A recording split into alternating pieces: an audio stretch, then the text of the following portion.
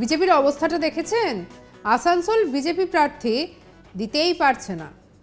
যাও একবার পবন সিংকে প্রার্থী করলো, তাতেও লাভের লাভ কিছুই হলো না। পবন সিং 90 ডিগ্রি অ্যাঙ্গেলে ঘুরে গেলেন। যাই হোক, মনোবল নিয়ে প্রার্থী হতে পারেন অগ্নিমিত্রা, সেই ভেবেই দেওয়াল লিখন শুরু করলো প্রার্থীরা। কিন্তু তাতে কি দেখা গেল?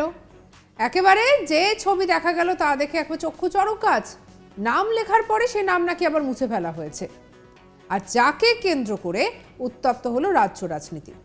দেখুন সেই ছবি, সেই ছবি, এবং ভালো করে দেখলে পরে বুঝতেই পারবেন যে নামটা লেখা হয়েছিল, তারপরে তার উপর দিয়ে আবার সাদা রং চাপিয়ে দেওয়া হয়েছে।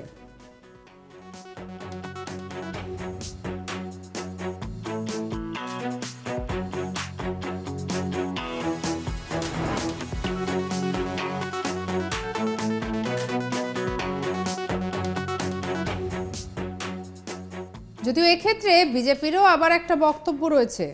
তাদের কথা হচ্ছে বিজেপি হচ্ছে সর্ববৃহৎ দল, তাই প্রার্থী সিলেকশন করতে একটু সময় লাগে আর কি।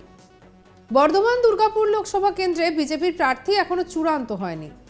এর মধ্যে দুর্গাপুর শহরে বিজেপির রাজ্য রাজনীতি একেবারে যেভাবে দেখা যাচ্ছে শোরগোল ফেলে দিয়েছে। আর এদিকে অগ্নিমিত্রা পালের নামে দেওয়াল লিখনও শুরু হয়ে গিয়েছিল। সেই দেওয়াল লিখনকে কেন্দ্র করে চাঞ্চল্য ছড়াতেই একেবারে আজব কাণ্ড ঘটল। তড়িঘড়ি মুছে ফেলা হলো দেওয়ালে লেখা নাম। যত কাণ্ড প্রার্থীর নাম ঘোষণা না হওয়াকে কেন্দ্র করে। বিজেপি রাজ্যনেত্রী অগ্নিমিত্রা পালের নামে দেওয়াল লিখন শুরু করে কর্মীরা, যাকে ঘিরে রাজনৈতিক চর্চা শুরু হয় শিল্পাঞ্চলে। বর্ধমান দুর্গাপুর লোকসভা কেন্দ্রে এখনো পর্যন্ত প্রার্থীর নাম চূড়ান্ত করেনি বিজেপি, কিন্তু দুর্গাপুরের নিউ টাউনশিপ থানার অন্তর্গত B1 এবং স্বপ্না মার্কেট এলাকায় দুটি দেওয়ালে কেউ বা কারা বিজেপির রাজ্যনেত্রী অগ্নিমিত্রা পালের নাম বর্ধমান দুর্গাপুর কেন্দ্রের বিজেপি প্রার্থী হিসেবে দেওয়াল লিখন করে দিয়েছে। আবার সেই দেওয়াল লিখন মুছেও দেয় কেউ বা কারা। কেন লেখা, আবার কেনই বা মোছা, তা নিয়েই হচ্ছে জোর রাজনৈতিক চর্চা শুরু হয়েছে দুর্গাপুর শিল্পাঞ্চলে। বিজেপিকে এই ইস্যুতে কটাক্ষ করেছে তৃণমূল নেতৃত্ব। দলের নেতা রমাপ্রসাদ হালদার কটাক্ষ করে বলেন, গোষ্ঠী দ্বন্দ্বে জর্জরিত গেরুয়া শিবির, শেষ হাসি এই কেন্দ্রে তৃণমূল প্রার্থী হাসবেন। চলুন কি শুনেনি কি বলছেন রমাপ্রসাদ হালদার। বিজেপি দলটাই তো একটা সার্কাস পার্টিতে পরিণত হয়েছে, এবং ওদের তো এখনো প্রার্থী ঠিক করতে পারিনি। ওরা ইতিমধ্যে দেয়ালে নাম লিখন শুরু করেছে। তো একটা দিশাহীন দলকে নিয়ে কি আর বলবো বলুন। আগামী লোকসভা নির্বাচনে শুধু পশ্চিমবঙ্গ নয়, সারা ভারতবর্ষের মাটি থেকে বিজেপি ধূলিসাৎ হয়ে যাবে, এটা আমি গ্যারান্টি সহকারে বলতে পারি। অন্যদিকে তৃণমূলকে পাল্টা কটাক্ষ জেলা বিজেপি নেতা চন্দ্রশেখর বন্দ্যোপাধ্যায়। বিজেপি সর্ববৃহৎ দল তৃণমূলের মতো ব্রিগেড প্যারেড গ্রাউন্ড থেকে প্রার্থী ঘোষণা করতে হয় না। তৃণমূল এটা করেছে বাজার গরম করতে। বিজেপি কর্মকর্তারা এই কাজ করবে না। গতবার বর্ধমান দুর্গাপুর লোকসভা আসনে তৃণমূল প্রার্থীকে হারিয়ে জয় পেয়েছিলেন বিজেপির প্রার্থী সুরিন্দর সিংহ আলুওয়ালিয়া। আর এদিকে বর্ধমান দুর্গাপুর আসনের মধ্যেই পড়ে দুর্গাপুর পশ্চিম বিধানসভা কেন্দ্র। গত 21 নির্বাচনে এই আসনও বিজেপির তৃণমূলের কাছ থেকে ছিনিয়ে নেয়। এবার তৃণমূল এই আসনে প্রার্থীর বদলে ক্রিকেটার কীর্তি আজাদকে টিকিট দিয়েছে। ইতিমধ্যে বহিরাগত ইস্যুতে এই প্রার্থী কোণঠাসা হয়ে আছেন বলে বিজেপির অভিযোগ। আর এর মধ্যে হার নিশ্চিত জেনেই তৃণমূল এই দেওয়াল লিখন করে পদ্ম শিবিরের মনোবল ভাঙার নোংরা খেলায় মেতেছে বলে অভিযোগ উঠেছে। কি বলছেন চন্দ্রশেখর বন্দ্যোপাধ্যায়, শুনবো। ভারতীয় জনতা পার্টি পৃথিবীর সর্ববৃহৎ রাজনৈতিক দল। তৃণমূল কংগ্রেসের মতন পার্টি নয় যে ব্রিগেডে দাঁড়িয়ে তাদের প্রার্থী ঘোষণা করতে হয় ব্রিগেড প্যারেড গ্রাউন্ডে। আমাদের একটা সেন্ট্রাল ইলেকশন কমিটি আছে, সিএসি মিটিং এ বসে পর্যবেক্ষণ করে এবং সেখান থেকে প্রার্থী ডিক্লেয়ার হয়।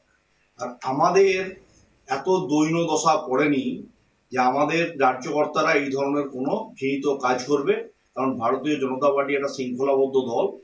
আমরা তৃণমূল কংগ্রেসের নেতৃত্বকে অনুরোধ করব, যারা বিজেপি দেওয়াল লেখার জন্য উৎসাহ পড়েছেন, দরকার নেই। বিজেপি দেয়াল দখলের জায়গাতেও নেই।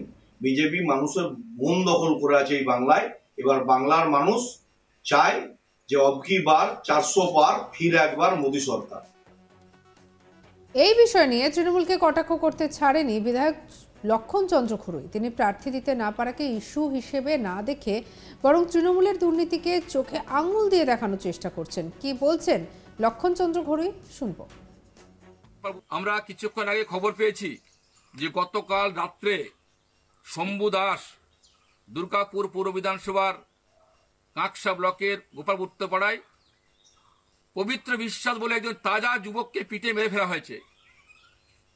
আমি যেটা খবর পেয়েছি, মারা যাওয়ার পর গোপালপুর উত্তরপাড়া মানুষ তার বাড়িতে আজরে পড়েছিল। তার কারণ সে তৃণমূলের নেতা, সারা দুর্গাপুরের এলাকা সহ গোপালপুরকে সন্তুষ্ট করে রেখেছিল। শুধু রাগ হাঁটাতো, সন্ত্রাস চালাতো, একাধিক বাড়ি, 100 কোটির উপর সম্পত্তি, সুদের পয়সা, টাকা দিতে না পারলে গাড়ি কিনে নিত, জমি কিনে নিত, জোর করে লিখে নিত। আর মনে করি দ্বিতীয় সাধারণ হচ্ছে শম্ভু দাস। আর এদিকে এই দেওয়াল লিখন এবং দেওয়াল মুছে ফেলা এই ঘটনায় শুরু হয়েছে রাজনৈতিক চর্চা। কারা দেওয়াল লিখেছে তা নিয়ে যেমন একদিকে চলছে চাপানোতর, আবার বিজেপির পক্ষ থেকে এমনও নাকি অভিযোগ সামনে আসছে যে এটা আসলে তৃণমূলের কাজ। মানে সব মিলিয়ে একেবারে যেটা দেখা যাচ্ছে, এই লোকসভা ভোটের আগে চাপানোতর এবং রাজ্য রাজনীতি সমস্ত কিছু সরগরম এই ভোটকে কেন্দ্র করে।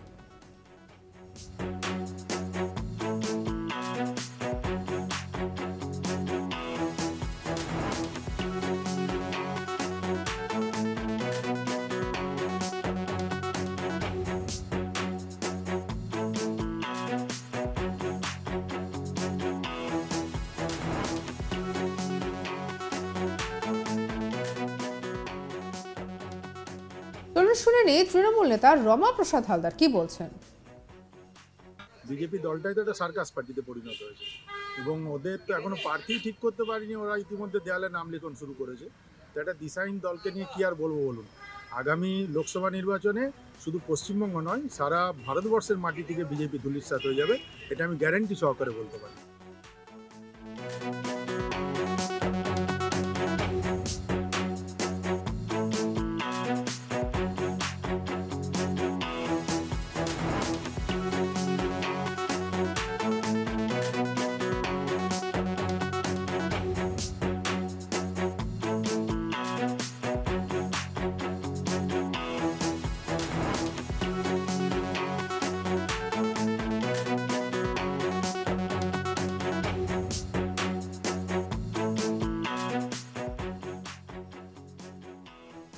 সঙ্গে রাখুন আজ তাক বাংলাকে, সাবস্ক্রাইব করতে ভুলবেন না।